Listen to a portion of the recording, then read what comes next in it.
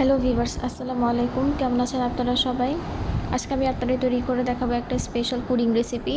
Pudding খেতে আমরা সবাই পছন্দ করি, কিন্তু আজকের পুডিংটা একটা অন্যরকম পুডিং, লাচ্ছা সেমাইয়ের পুডিং। তো চলুন দেরি না করে শুরু করে দিই। এখানে আমি নিয়ে নিয়েছি লাচ্ছা সেমাই 200 গ্রাম, চিনি আধা কাপের সামান্য বেশি, 3 কাপ পরিমাণে দুধ।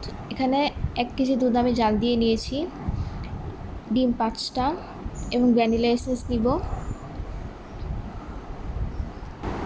ব্লেন্ডারে আমি 3 কাপ পরিমাণ দুধ দিয়ে নিচ্ছি। এবার আমি ডিমগুলো একটা একটা করে দিয়ে দিব। একেবারে দুধে না দিয়ে আগে অবশ্যই একটা করে ফাটিয়ে চেক করে নিব, যাতে কোনো পচা ডিম না থাকে। 5টা ডিম এবার দিয়ে দিব। ডিমগুলো দিয়ে দিয়েছি। এখন আমি চিনি দিয়ে দিব। চিনি দিব আধা কাপের চেয়ে সামান্য পরিমাণে বেশি, আধা কাপ আর 2 টেবিল চামচ। দিয়ে দিব ভ্যানিলা এসেন্স আধা চামচের মতো। সব কিছু দিয়ে খুব ভালো মতো ব্লেন্ড করে নিব এবং আরেক দিকে আমি ক্যারামেল বানিয়ে নিচ্ছি। একটা পুডিংয়ের বাটিতে আমি 2 চা চামচ চিনি দিয়ে নিলাম। এটা একটা 6 ইঞ্চি পুডিংয়ের মোল্ড, যেটা বাজারে কিনতে পাওয়া যায়। আমি সবসময় এই বাটিতেই পুডিং বানাই। 2 চা চামচ চিনিতে আমি আধা চা চামচ পানি দিয়ে নিব এবং চুলার আঁচ মিডিয়াম ফ্লেমে রাখবো। সরাসরি চুলার উপরে বাটিটা বসিয়ে দিয়ে ক্যারামেল তৈরি করে নিব। সুন্দর ক্যারামেল তৈরি হয়ে গিয়েছে, দেখতেই পাচ্ছেন। এখন এটা আমি একটা ফ্রাই প্যানে বসিয়ে দিব। একটা ফ্রাই প্যানে আমি পানির উপর স্ট্যান্ড বসিয়ে তাতে পুডিংয়ের বাটিটা বসিয়ে দিলাম। আমি প্রায় 1 কাপ পরিমাণ পানি দিয়ে দিয়েছি ফ্রাই প্যানে এবং তার উপর একটি উঁচু স্ট্যান্ড নিয়েছি, তার উপর বাটিটা বসিয়ে দিলাম।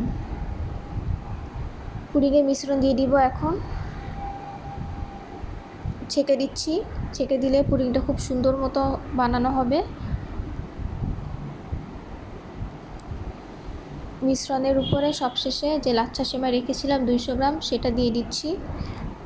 পুরোটা খুব ভালো মতো দিয়ে দিচ্ছি, যাতে ভালো মতো একদম ঢেকে যায় পুডিংয়ের মিশ্রণটা।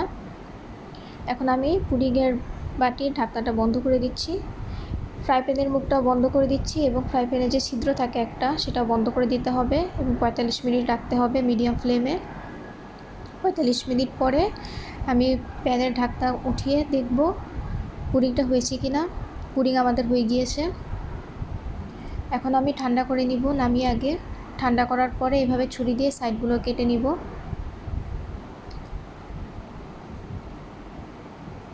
এই পর্যায়ে আমি একটা প্লেট দিয়ে এভাবে পুডিংয়ের বাটিটা ঢেকে উল্টিয়ে পুডিংটা বের করে আনছি। দেখুন কি সুন্দর কালার হয়ে গিয়েছে। তৈরি হয়ে গেল মজাদার লাচ্ছা পুডিং। আমি আপনাদের কেটে দেখাচ্ছি কতটা টাইট হয়েছে এবং দেখতে কত সুন্দর। দেখতে যেমন সুন্দর হয়েছে, খেতেও সেরকম মজা।